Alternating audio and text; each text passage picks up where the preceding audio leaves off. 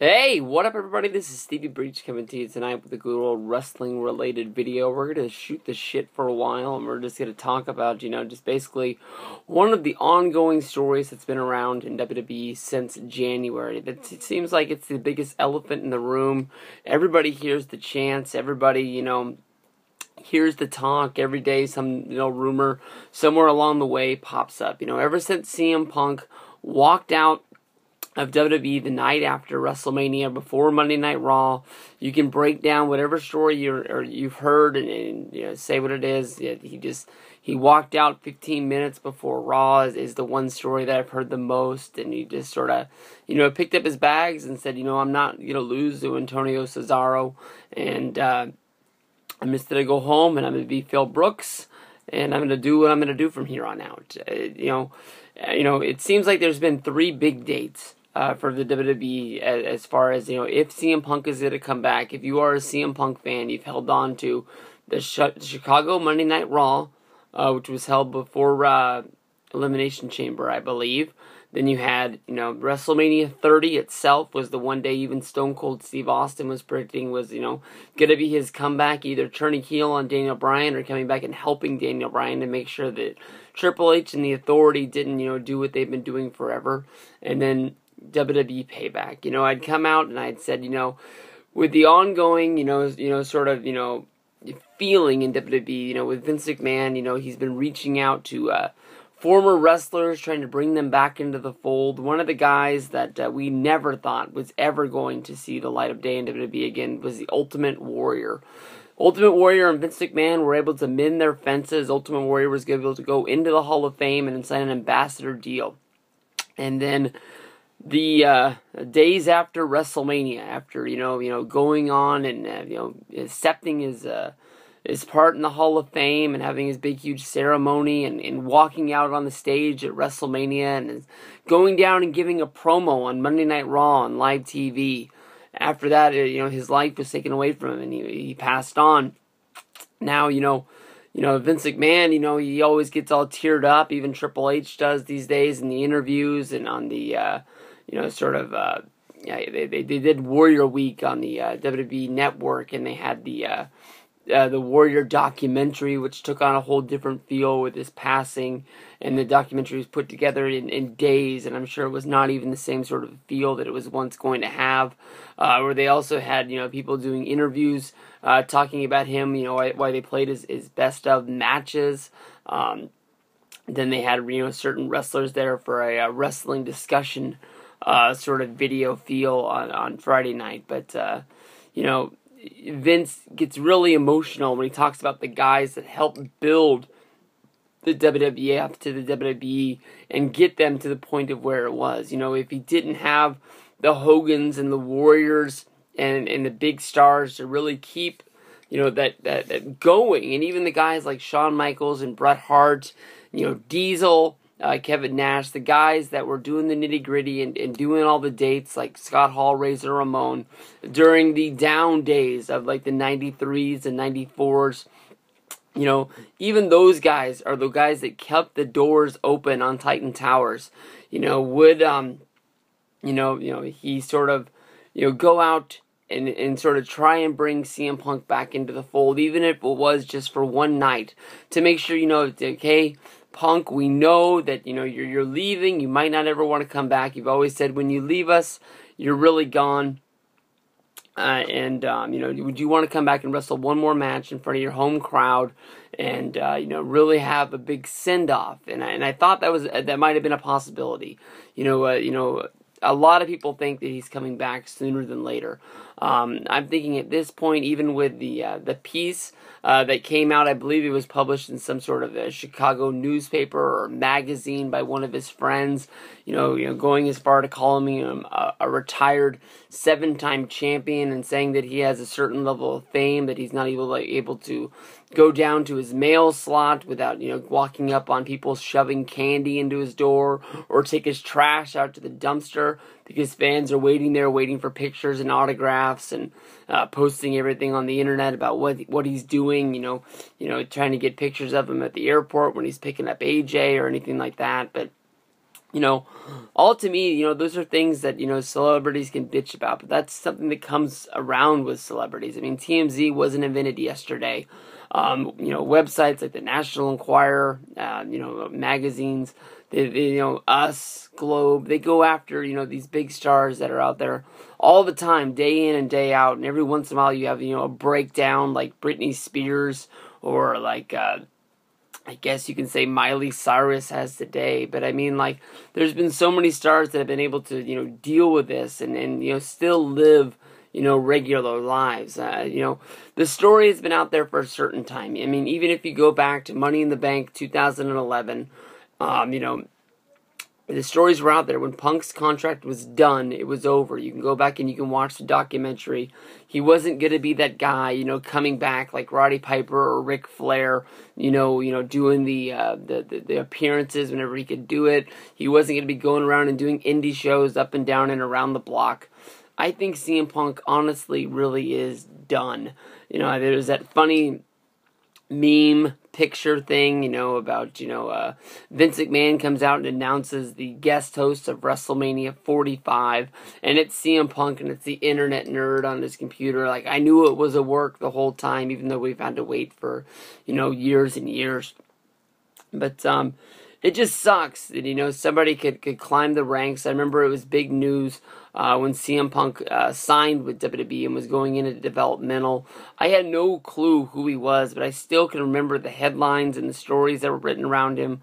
Same thing that was done when Nigel McGuinness and Bryan Danielson signed.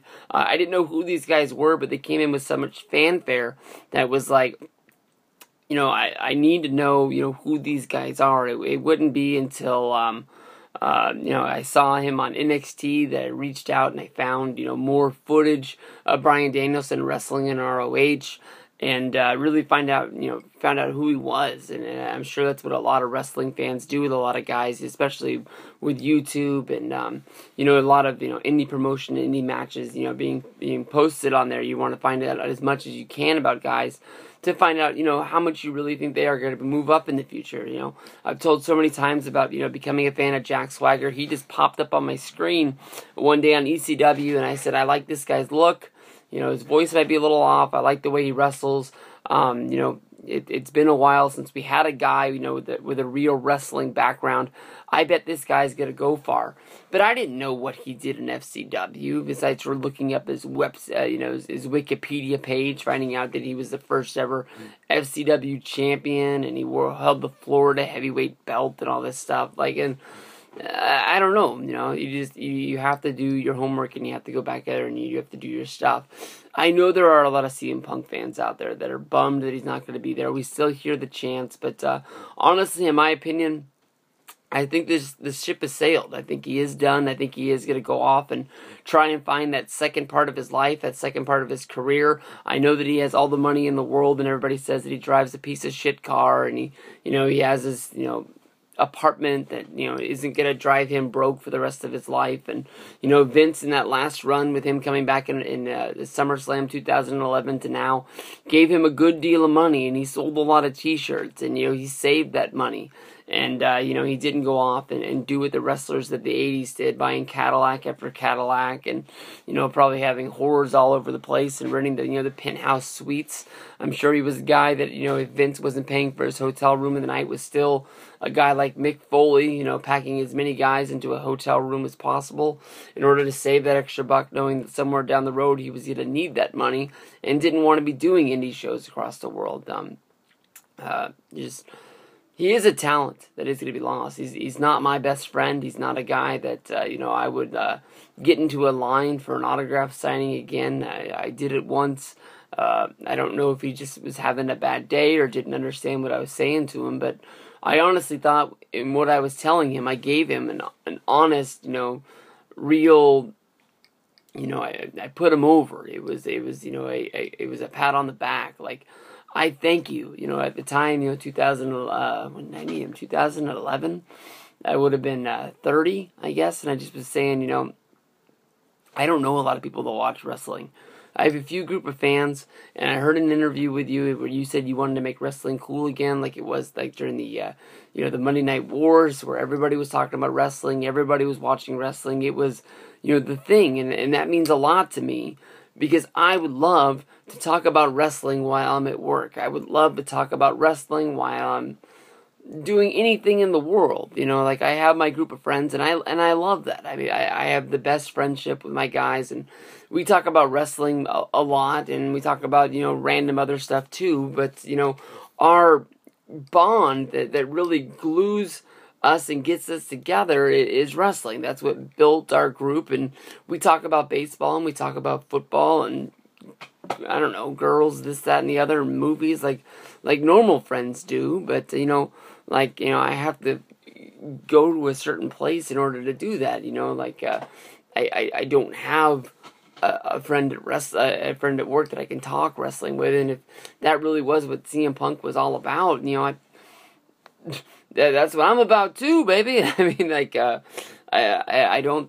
the one reason that I really have the YouTube channel, that I opened it and I started making videos, was for the reason of trying to get out these things that are in my mind after you read something on a wrestling dirt sheet, and you read a story and you're trying to break down how that's going to happen. Maybe you do fantasy booking, where you get yourself to the next pay-per-view and you say, like, this guy's gonna win and he's gonna do it like this, and that's gonna move him into another feud. Or you just really just trying to break down what's going on in the world these days. That's what YouTube's about. Just turn your camera on and you start talking. But I think WWE's already done it, and I think that basically, I don't think that they're calling probably as frequently and leaving voicemails on Mr. Brooks's voicemail that they once were. I think that they've moved on. They've put their chips on Daniel Bryan, and I think they're going to try and ride that as far as they can go. And you can break that down and say maybe that's not going to work if as long as he's working with a guy like Kane. I thought the match at Extreme Rules was a good match. We're going to have to see how Buried Alive at Payback does. But you never know. I mean, that match could surprise us too. There was a whole lot of people saying that this match was going to be trash at Extreme Rules.